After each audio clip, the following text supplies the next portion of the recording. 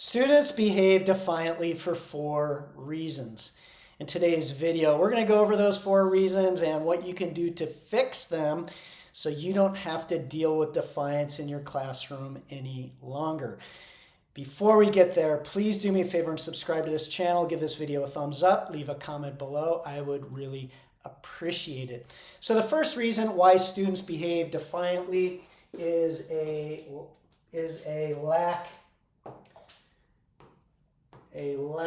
of clarity. And this refers to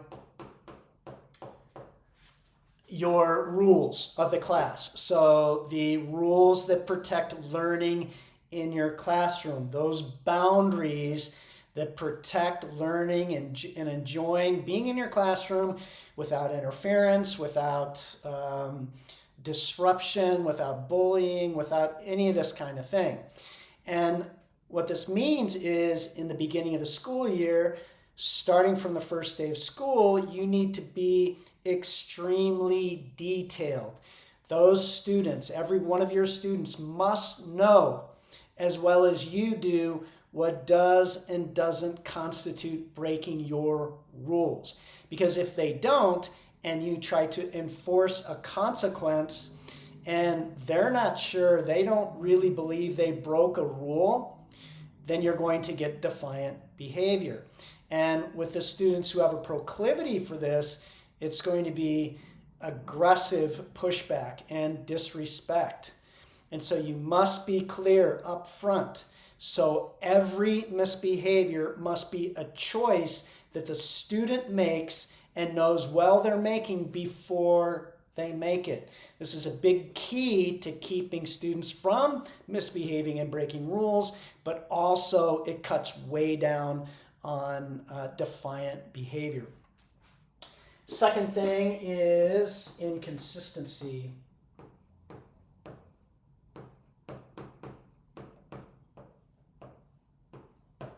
Inconsistency. So if you are ever inconsistent and so a student breaks a rule and you don't follow through, then the next time you try to hold someone accountable, you're likely to get defiant behavior because, well, you're being unfair. And so inconsistency tells students that you don't follow your plan in a fair manner. And it ruffles their feathers, especially if they are a difficult student who has been in trouble in the past. They have an extremely strong sense of fairness, and they're looking for this sort of thing because their experience has been that they've felt picked on. And they have been picked on because teachers have been inconsistent with them. And so if you have a classroom management plan that you follow, and you absolutely must, especially in this day and age, you must be consistent every single time. Your supervision is absolutely critical, and following through the way you said you were going to follow through. Which brings us to number 3, friction. You must have a positive relationship with all of your students, especially those students who have been deemed difficult, who have had difficulties in previous school years. You need a positive relationship with them. And one of the big keys to this is avoiding all friction. So this means you don't glare at the student. You don't give them your 2 cents when you enforce a consequence. You don't pull them aside and lecture or berate or tell them what to think or how they should feel or anything like that. Because what that does is that it tells them that you're adding to the consequence. So they think you're going back on your word, because if you promised that you would follow through and there would be a timeout, but on the way to timeout, you glare at them or you say something to them, or again, you lecture them, then they're going to feel like you went back on your word, and they're going to start blaming you for the consequence instead of taking responsibility, and this results in defiant behavior. Again, aggressively defiant behavior, the type of behavior where students are trying to sabotage your classroom because you've hurt them so much. This is how they perceive things. If you battle with students, argue with students, trying to make your point with students, again, any source of friction, especially with difficult students, it's going to make their behavior more challenging and more defiant. Last thing is labeling. Most students that tend to behave defiantly have been labeled as difficult by their previous teachers. They've been labeled as difficult because you're spending more time with that student than others.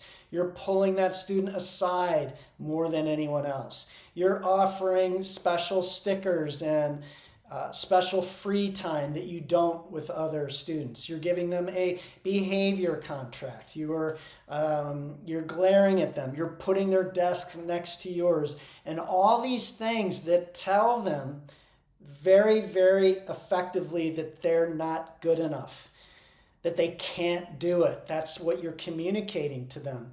You are giving them a prophecy of failure. You're telling them that this is who you are. You are a difficult student just like your eye color. This is who you are, and they fulfill that prophecy every single time. So the fix, the antidote is, in the lack of clarity, of course, is your detailed teaching of your plan. You must be consistent every single time, regardless of who misbehaves. And so if that student, if your best student calls out in class accidentally, you must follow through. You can't make judgments like that because it's unfair to the rest of the class. You create zero friction with students. That means never pulling them aside to berate and to question like a trial lawyer and all these types of things that teachers do. Remove all labels. So no more behavior contracts, no more special privileges, no more allowing the student to wander the halls. All these things tell them that they're difficult, and if you try to hold them accountable, they will fight back. That you've given them a sense of entitlement, which strangely, that sense of entitlement goes with extremely low self-worth, low self-esteem, and they really believe that they can't do it, that they can't behave like other students because they haven't been treated like other students. Now, as far as kind of proactive things that we do, we have an entire category over at smartclassroommanagement.com. There's a difficult students category. Also, of course, if you've been a follower of Smart Classroom Management, you know that the base of a classroom management plan that you teach and follow to a T is core to everything we believe. But there are certain strategies we do recommend with difficult students. We'll discuss those in a future video. But again, also over at smartclassroommanagement.com. And I want to leave you with the idea of power. We've been led to believe that as teachers, we don't have much power of behavior in our classroom.